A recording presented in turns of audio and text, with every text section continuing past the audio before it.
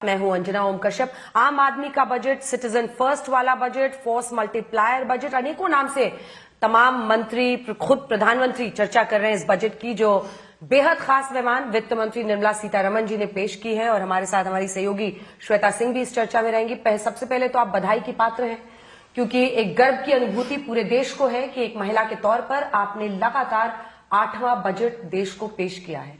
तो ये गर्व की अनुभूति है। लेकिन इसी के साथ आम आदमी का कितना ये बजट है, इन सब पर अब चर्चा करेंगे। लेकिन मुझे लगता है कि 8 साल निर्मला जी उपलब्धि भी है, लेकिन इसके साथ ही दायित्व भी है। प्रधानमंत्री ने 8 साल लगातार एक ऐसे विभाग की जिम्मेदारी आपको सौंपे रखी जिसको लेकर हमेशा चर्चा रहती है, और वित्त मंत्री को तो मुझे लगता है सबसे ज्यादा जज किया जाता है। लेकिन एक कंटिन्यूटी जब इस तरह के मंत्रालय में मिलती है, कितना फायदेमंद होता है ये? कंटिन्यूटी एक विषय है, मगर पूरे सपोर्ट जब प्रधानमंत्री जी के स्तर पर से मिलता है, उनके पर्सनल अटेंशन मिलती है, गाइडेंस मिलती है, तो उसका अलग ताकत ही है। इसलिए मैं मानती हूँ आई एम वेरी ब्लेस्ड, क्योंकि जिम्मेदारी सौंपना एक गर्व का विषय है, मगर उससे दायित्व भी बड़ा हो जाता है।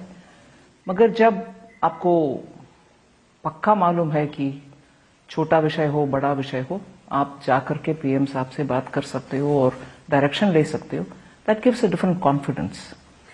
निर्मला जी, अब आते हैं बजट के असल सवालों पर। 12 लाख की सबसे ज्यादा चर्चा है, क्योंकि आपने सैलरी क्लास को 12,75,000 मतलब वहां तक टैक्स फ्री कर दिया है। लेकिन अब सवाल ये उठता है कि महंगाई का भी एक दौर है।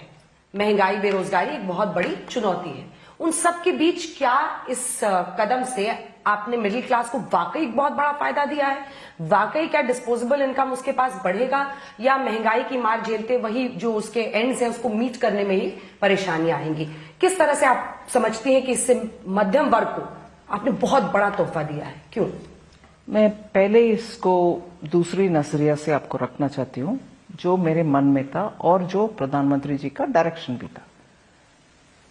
टैक्स पेयर का सम्मान करना प्रमुख एक मुद्दा प्रधानमंत्री जी के मन में जब से 2019 में चार्ज ली हूं, तब से मैं सुनकर आ रही हूं। उसके कारण ही फेसलेस सिस्टम आया, उसके कारण ही हम टैक्स पेयर्स चार्टर ले आए 2021 में, उसके कारण ही फेसलेस का अपील में भी ले आए, और उसके कारण ही बार बार ये न्यू टैक्स रेजीम को ले आए, जिससे टैक्स रेट को सिंप्लीफाई करके और कंप्लेंट्स को भी सिंप्लीफाई करके न्यू रेजीम, एग्जेम्पशंस नहीं है उसमें, कोई इफ एंड बट नहीं है, कुछ नहीं, आप सीधा टैक्स भरो, हो गया, और कम रेट में भरो। ये सब एक श्रृंखला में आ रही है कि टैक्स पेयर को सुविधा दो, टैक्स पेयर को रिस्पेक्ट करो, टैक्स पेयर को। बीच में आप सुने होंगे कि टैक्स पेयर समय पर टैक्स भरने वाले को सर्टिफिकेट भी बेच देते हैं हम, और रेगुलर टैक्स पे करने वाले को भी, और सबसे ज्यादा पे करने, ऐसे बहुत कैटेगरी में टैक्स पेयर को सम्मान करने के लिए लगातार 2020 से मैं करते आ रही हूं। मगर अभी दूसरा एक और विषय है, ये सम्मान करने का विषय सिर्फ सर्टिफिकेट तक सीमित नहीं है, मगर उनके हाथ में कुछ दे पाएंगे क्या, उसके ऊपर पर्टिकुलरली प्रधानमंत्री जी मुझे बुला करके असाइनमेंट दिया, मुझे स्पेसिफिकली इसके ऊपर काम करके मुझे कुछ ऑप्शंस दिलाओ। और विपक्ष ने तो कहा कि केवल चुनाव आ रहे हैं, इसीलिए मिडिल क्लास के ऊपर ध्यान देने की कोशिश, दिखावा किया गया। कहाँ चुनाव? चुनाव तो हो गए ना, दिल्ली। ठीक है, 67% मिडिल क्लास है दिल्ली में। पूरे देश में अगर आप देखिए जितना मिडिल क्लास है, उससे ज्यादा 67% है। तो निर्मला जी की नजर उन पर थी, और आपके जरिए एक मतलब इसको सबसे बड़ी रेवड़ी कहा जा रहा है कि आप उनको राहत दे रहे हैं, उनकी जेब में पैसा बचेगा। टैक्स पेयर का इंसल्ट है भाई, ये सरासर। जो भी, आई एम श्योर आप नहीं कह रहे, आपके कहाँ सुना होगा कहीं, आप बता रहे हैं उसके। It's a tax payer insult on tax payer. Tax payer को सम्मान करना। और दूसरा, सिर्फ दिल्ली का इलेक्शन के लिए, पूरे देश के लिए मैं इतना इनकम फोरगॉन करूं क्या? मिनिस्ट्री चलाना है कि नहीं चलाना है? टैक्स पेयर को सम्मान करना ही एकमात्र मकसद था मेरे, कुछ और नहीं। और उसका कोलैटरल हो सकता है, बाय प्रोडक्ट हो सकता है कि उनका सेविंग्स ज्यादा होगा, उनका खर्च कंजम्पशन ज्यादा होगा, उससे इकोनॉमी का किक स्टार्ट, वो सब फॉलोअप्स है। पर मगर प्रमुख मेरा इरादा ये था, एज डायरेक्टेड बाय द माननीय प्रधानमंत्री जी, मिडिल क्लास टैक्स पेयर्स को सम्मान करो। ये कंजम्पशन ड्रिवन एक तरीके से विकास की भी बात, growth एज आई की भी सेड, बात- it's a by product of my tax. बिल्कुल। पर मिडिल क्लास का आकार कितना है इस देश में? इस देश में कितनी संख्या है मिडिल क्लास की? अगर इस तरह की उन्हें रियायतें दी जाती हैं तो हमारी इकोनॉमी को उतना बूस्ट मिल सकता है। नहीं, मैं इसको एज ए सेड दूसरी तरीके से रखना चाह रही हूं। कंजम्पशन बूस्ट करने के लिए करना है तो बहुत सारे हम कर सकते हैं। अभी कंजम्पशन बूस्ट के लिए ही आप देखोगे कि income affordable housing, metropolitan cities में हम घर खरीदना मुश्किल समझ रहे हैं, इसलिए आपको अफोर्डेबल हाउसिंग के लिए इंटरेस्ट में सबवेंशन दो। छोटे बिजनेस करना चाह रहे हैं, आपको we want to give you an incentive, collateral free security के साथ हम आपको पीछे रहेंगे और लोन लो, आपके बिजनेस बढ़ाओ। So if you want to boost consumption, इतनी सारे स्कीम्स के द्वारा कंजम्पशन बूस्ट कर सकते हैं। मगर जो टैक्स पेयर है और उनके टैक्स जो पेमेंट करने के लिए आते हैं, उनको उसमें से एक वापस करके इतना पे नहीं करो भाई, आपके हाथ में रखो। ये फ्री भी नहीं है, बिल्कुल नहीं है। निर्मला जी, मैं बहुत सारे मीम्स देख रही थी बजट के बाद, तो उसमें जो मिडिल क्लास है वो तो गदगद है। मिडिल क्लास फोटो देख के कह रहा है हम तो शुरू से जानते थे कि दिल की बुरी नहीं है निर्मला जी, एक दिन राहत देंगी। लेकिन जो 1 लाख करोड़ जो बच रहा है लोगों की जेब में, आप ये मान रही हैं कि उससे खपत बढ़ेगी और विकास दर में जो एक उनको पहले सम्मान दिया है सरकार। ये कंजम्पशन ड्रिवन इकोनॉमी के लिए नहीं है। नहीं, एज आई सेड, मैं मेरा ओनली मकसद was I have to reward the tax payer, सम्मान करना है। जैसे मैंने बोला, सर्टिफिकेट दे, चार्टर रिलीज की, फिर फेसलेस असेसमेंट के द्वारा उनको पर्सनली हरासमेंट ना हो, ये सब करते आ रहे और अभी ये भी किए हैं। ठीक है, मैं मानती हूं और इसको दरकिनारे नहीं कर रही हूं कि इसका फॉलो आउट होगा कि उनका कंजम्पशन बढ़ेगी, उनका सेविंग बढ़ेगी, वो मान रही हूं मैं। और उससे फिर विकास दर में बेहतरी आएगी। पर आपने जो प्रोजेक्शन किया 6.3 to 6.8 इकोनॉमिक सर्वे में, और खुद इकोनॉमिक सर्वे ही कह रहा है कि अगर आपको 2047 तक विकसित भारत बनाना है तो आपको 2 दशक तक कम से कम 8% के आसपास का विकास दर चाहिए। कई लोग मान रहे हैं कि आप बहुत कंजर्वेटिव नंबर दे रही हैं 6.3 to 6.8, और कई लोग मान रहे हैं कि क्या वो 8 वाला अचीव ही नहीं हो पाएगा तो विकसित भारत कैसे होगा। इस पर आपका क्या? हम सब इसके ऊपर बहुत चर्चा कर सकते हैं, मगर कोई एक मत ही सही बोल नहीं सकते, क्योंकि सरकार के द्वारा जो जितने सारे तरह तरह के कदम हम उठा रहे, उससे इकोनॉमी को बूस्ट मिलाने के लिए कर रहे हैं। सो सिर्फ इस एक कदम के द्वारा हमने 6.8 नहीं, वी विल गो टू 8 कह नहीं सकते। जैसे 3 बड़े कदम है, सिर्फ एक कदम के वजह से कोई नंबर 8 तक पहुंचना, ऐसे नोबडी विल से। बहुत सारे कदम है। उदाहरण के लिए इस बजट में हमने रूरल प्रॉस्पेरिटी के लिए प्रधानमंत्री धन धान्य कृषि योजना इंट्रोड्यूस कर रहे हैं, जिसका एकमात्र मकसद है कि प्रोडक्टिविटी, एग्रीकल्चरल प्रोडक्टिविटी जिस जिला में कमी है उसको 100 ऑफ देम पिकअप करो और उधर एग्रीकल्चर प्रोडक्टिविटी के लिए काम करो। एग्रीकल्चर में एम्प्लॉय किए हुए लोग को स्किल बढ़ाओ और एग्रीकल्चर से जुड़ा हुआ बहुत सारे एलाइड इंडस्ट्रीज को ले आओ। एग्रीकल्चर उत्पादन को वैल्यू एडिशन के लिए उधर ही के उधर इन्वेस्ट करके पैकेजिंग करो या वैल्यू एडिशन करो, फिर उधर से मार्केट करो देश में और विदेश में।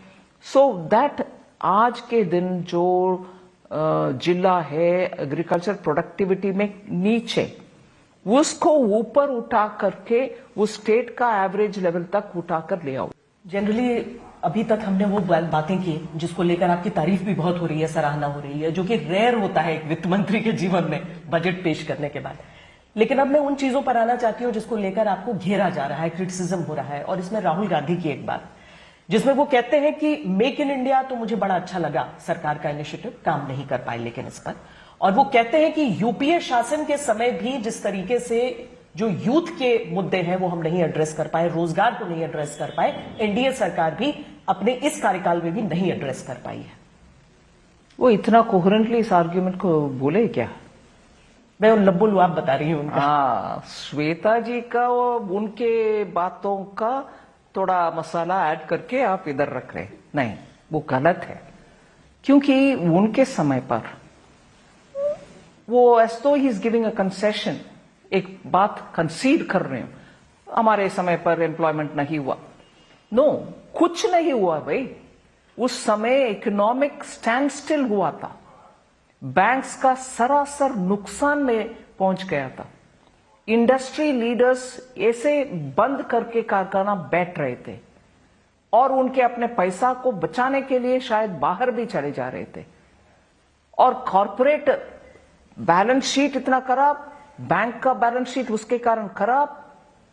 इस अवस्था पर जॉब नहीं दे पाए, ऐसे कंसीड करने का मतलब ही नहीं बनता। पूरे इकोनॉमी को डोलड्रम्स में, इतना बुरी हालत में छोड़कर जाने वाले नेता आज सिर्फ जॉब नहीं दिया मैंने उस समय, बात बनता है क्या?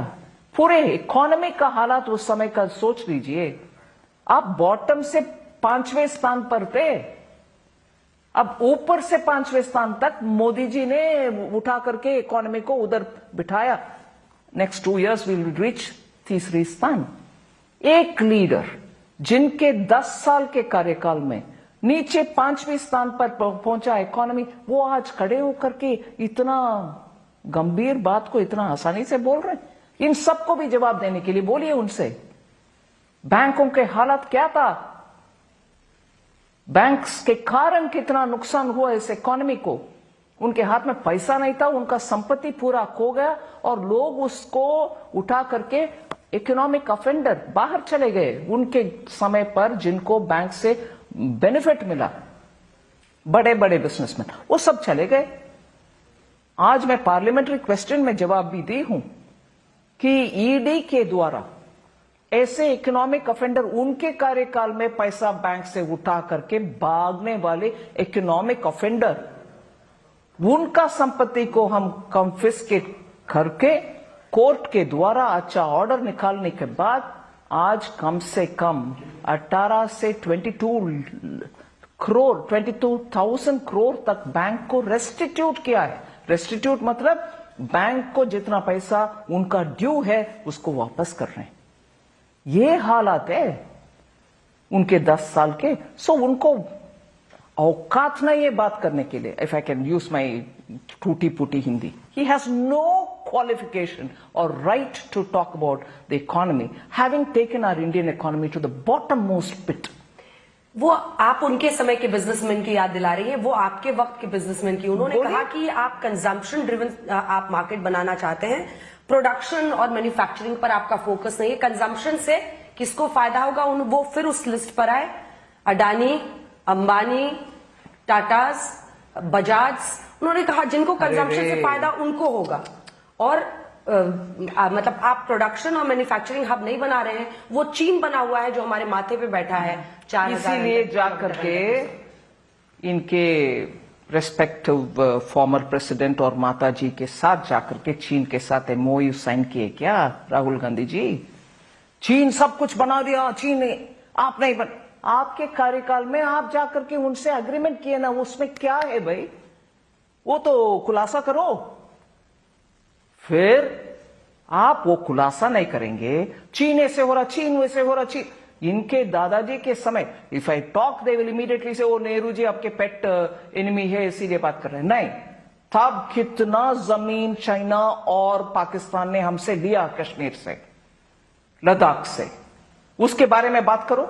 एमओयू साइन करने के समय ओ चीन दे दो हमारी जमीन, बोला है क्या उस समय जाकर के? नहीं किए।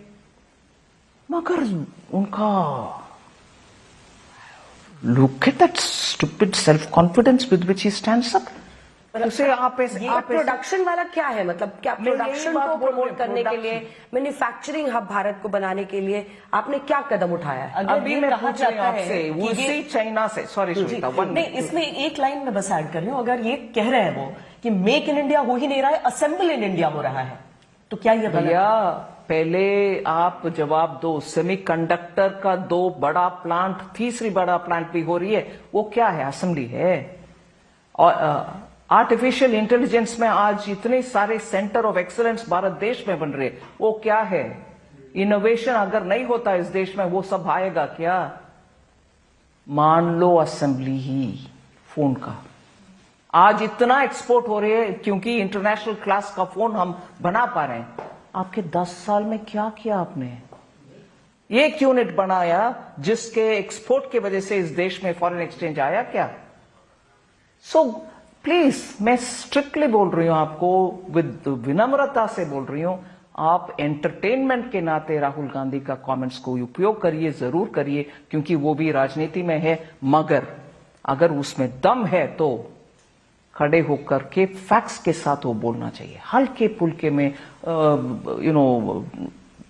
नेगेटिव और नकारने वाले एटीट्यूड से, अरे इधर नहीं हो रहे, उधर नहीं हो रहे, क्या वो आपके 10 साल में? बोलो भाई, देश का नुकसान सिर्फ वो 10 साल नहीं है, उसके बाद हम 4-5 साल तक उसका झाड़ू पोछा करने के लिए हमारे समय बिताया, to restore the banks.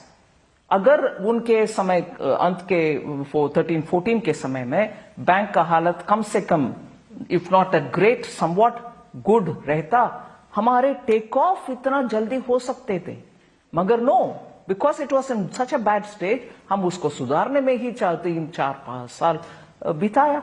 At least now it's come back. लेकिन इकोनॉमिक्स सब फैक्ट्स भी वो लेना चाहिए। नहीं, आई वॉन्ट एन ऑपोजिशन। इस देश का एक, I would think, unfortunate situation है। अच्छा स्ट्रांग ऑपोजिशन रहकर सरकार को सटीक प्रश्न पूछना चाहिए और उसका जवाब लेना चाहिए, जनता को उससे जानकारी मिलना चाहिए। मगर ये ऐसे ऑपोजिशन लीडर है, I am sorry to comment like this, who thinks that if he stands up and speaks without facts also, the world will listen to him. I have 10 questions to ask of him for which he'll never give a reply. I'm asking about this MOU, China. China में ये, China में इधर नहीं हो रहे। अरे भैया, tell, you went and signed ना, क्यों साइन किया? क्या साइन किया? उसमें क्या है? क्यों नहीं बोलते हो? अब अरविंद केजरीवाल, जो दिल्ली में जिनसे आपकी लड़ाई है, आपने कहा चुनाव नहीं, अभी 2 राज्यों में चुनाव है, आपकी मधुबनी साड़ी को लेकर टारगेट हो रहा है कि बिहार की वजह से आपने पहना, बिहार पर बहुत सारा आपने ऐलान किया, तो शुरुआत दिल्ली से करते हैं। क्या अरविंद केजरीवाल का ये आरोप है, वो कह रहे हैं कि 240 सीटें आई तो उसका बाई प्रोडक्ट है कि आपने 12 लाख तक टैक्स फ्री कर दिया, अगर दिल्ली में भी सीटें कम आएंगी तो जीएसटी भी आप लोग एकदम घटा देंगे। क्या बोलते हैं, इंटरेस्टिंगली पॉलिटिकल नरेटिव बोलने के लिए वो आदत है उनका, इंटरेस्टिंगली और जनता को आकर्षण करने के लिए मायाजाल जैसे बात करने वाले former chief minister of Delhi. Delhi को पेरिस बना देंगे, दिल्ली को लंदन जैसे बना देंगे, वो भी उनका स्टेटमेंट है। हम क्या करेंगे 240 होने में, वो सब छोड़ देना। ये हारने के बाद दिल्ली में क्या करने वाले, वो बात बोलो। पंजाब में जाकर के सुधारेंगे क्या? पंजाब के एडमिनिस्ट्रेशन आज इस लॉस्ट इट्स ट्रैक, इनके गवर्नमेंट है ना। सो ऐसे बातचीत करना और भाषण देना, ये सब ही उनका काम है, कि काम भी उनका काम है। हम 240 में आ गए इसीलिए, अगर इसीलिए हम करेंगे तो ये क्यों 10 लाख तक देना चाहिए, ऐसे एक बयान दिया ना, क्यों दिया? वो कह रहे वैसे नहीं, वैसे 240 का कम होने के कारण हम कर रहे हैं। आप फुसूल में आपके बयान क्यों दिए? और इतना पहले IRS में रहने वाले अधिकारी थे ना, 10 लाख तक उनके कैलकुलेशन में 10 लाख क्यों गलत निकला फिर उनका बात? सो उनके बातों में हम सीरियसली लेना नहीं ही चाहिए, क्योंकि एक तरफ राहुल गांधी एंटरटेनिंग के रूप में आप कोट करो, ऐसे मैं बोल रही हूं, इनका सीरियसली लेने में हम बेवकूफ हो जाएंगे, क्योंकि कोई एक शब्द का, कोई एक प्रॉमिस का फुलफिल करने का मन में इरादा ही नहीं है। उन्होंने फॉर्म भरवा पोल्यूशन कंट्रोल में क्या किया? दिल्ली में वो कूड़े कचरे का पहाड़ था, उसको एकदम आई विल रिमूव इट, वो क्या हो गया? दिल्ली का सड़क देख लीजिए, राजधानी देश का, क्यों? वो कह रहे हैं ना कि और पंजाब में इतना गड़बड़ हो रही है, सरकार बॉर्डर स्टेट है, उसके ऊपर क्या ध्यान है? वो चीफ मिनिस्टर साहब इनके पीछे पीछे पीछे घूमने में ही उनके समय चली जा रही है। सो अरविंद केजरीवाल जी दूसरे के ऊपर बयानबाजी ना करें, जिम्मेदार से दिल्ली के जनता को जवाब दें कि क्यों वो फेलियर है। 2 टर्म के बावजूद भी total failure, every one of his promise झूठे निकले। इसलिए दूसरे के ऊपर वो कोई बयान ना दें। बचा 2 दिन है और शायद आज शाम तक पूरे खत्म है। नहीं, पर वो जवाब दे रहे हैं ना, वो कहते हैं कि पहले एक तो कोविड में उनके 2 साल, उसके बाद जेल में डाल दिया आपकी सरकार ने उनको। क्यों? हमारे टाइम पास के लिए डाला। वो कह रहे हैं कि उनके ऊपर कोई आरोप नहीं है। वो कह रहे हैं कि 5 मंत्री के ऊपर आरोप नहीं है, सिर्फ हम कह रहे हैं। क्या पूरे इन्वेस्टिगेशन कोर्ट कह रही है? भाई हर एक इनके ऊपर आरोप और इनके ऊपर एक्शन कोर्ट के द्वारा निगरानी में ही चल रही है। हमारे मनमानी नहीं है उधर। अगर कोर्ट बोलता है इनको चुनाव कैंपेन के लिए बाहर निकालो थोड़े दिन के लिए, मगर तब भी बोलते हैं आप फाइल नहीं डील करोगे, सीएम ऑफिस में नहीं जाओगे और वापस फलना तारीख आओगे। क्यों बोलेगा अगर केस हमारे खिलवाड़ के कारण आप जेल में हैं? वित्त मंत्री जी, लेकिन एक इसीलिए बहुत बड़ी चिंता देश में आम आदमी को है। मैं वो चिंता आप तक पहुंचाती हूं उनका। वो कहते हैं बार बार सभी पार्टियां ये जो रेवड़ियां अनाउंस कर रही हैं, फ्री बिजली पानी से शुरू हुआ था, अब आप देखिए कि उन्होंने फॉर्म भी भरवा लिया महिलाओं से। सीएम नारी सम्मान योजना जिसमें वो 2100 कह रहे हैं, आप लोग भी 2100 कह रहे हैं, कांग्रेस पार्टी 2500 कह रही है, बीजेपी भी अब वही कह रही है। चाहे आप माझी लाडली योजना महाराष्ट्र में दे रहे हो, लाड़की स्कीम यहां दे रहे हो, या आप यहां पर जो महिला सम्मान योजना दे रहे हैं, वहां पर महतारी बंधन योजना आप छत्तीसगढ़ में दे रहे हैं, उनकी रेवड़ी अलग कैसे है? आप जो पैसा उसमें लगा रही है वो अलग कैसे है? और क्या ये देश के लिए चिंता की बात नहीं है? क्योंकि आपके पास तो पूरा खर्च और पूरा कमाई आती है और आपको वही खाता बनाना होता है। आपके लिए एज फाइनेंस मिनिस्टर क्या ये कंसर्न नहीं है? जिस दिशा और जिस तेजी से जा रहे हैं ये कहां रुकेगा? मैं इसीलिए बार बार उसमें एक कैलिब्रेशन ले आती हूं। कैलिब्रेशन मतलब इसमें एक सटल पॉइंट का हम ध्यान में लेना चाहिए। और ये पेट लाइन सब बोलते हैं, इनका रेवड़ी है, मेरा रेवड़ी नहीं है। नो, उसमें लाइन ये है कि हम, आप भी और मैं भी, अगर एक स्टेट का फाइनेंसेस को समझ करके कुछ स्कीम अनाउंस करते हैं, फिर उसमें मतलब ये बनता है कि आप आपके फिस्कल पोजीशन को समझ में रख के ऑफर कर रही हो, क्योंकि उसके समझ में जब कर रही हो आप उसको सह सकते हैं, यू कैन बेयर दैट। मगर जैसे some Congress governments have done, दे दिया प्रॉमिस, फिर सत्ता पे आने के बाद बोल रही हो मेरे से नहीं होगा। और मेरे से नहीं होगा बोलने में पॉलिटिकल नुकसान है, इसीलिए बोलेंगे मोदी जी ने पैसा नहीं दिया इसीलिए हम कर नहीं पा रहे। अरे प्रॉमिस आपका, जीत आपका, सत्ता आपका, मगर मोदी जी निभाना है प्रॉमिसेस को। यही है फर्क अगर महाराष्ट्र सरकार का फाइनेंशियल पोजीशन समझ करके एक प्रॉमिस देते हैं और वो झेल सकते हैं, और जेल is not the right word, they can handle that, bear it. आपको that is not freebie, they can manage it, they have sources of revenue. मगर what happened in Himachal Pradesh, despite limited revenue sources, tourism, Apple, you gave such promises you're not able to fulfill. Old pension scheme, कहां fulfill करेंगे भाई? यही फर्क है। मैं वो calibration ले आ रही। अपने तमाम सवालों के जवाब दिए। Thank you. अब शायद अगली बार भी आप ही के साथ चर्चा हो, क्योंकि अभी तो आपकी सरकार 5 साल चलने ही वाली है, फिर इसी जगह पर बैठे। डाउट था क्या आपको? नहीं, हमें तो डाउट नहीं था। बिल्कुल 5 साल चलेगी, अच्छा चलेगी, देश के लिए, हित के लिए, देश के हित के लिए चलेगी। और फिर हम लोग यहीं पर बैठकर आपसे बजट पर चर्चा करेंगे। बहुत बहुत धन्यवाद आप।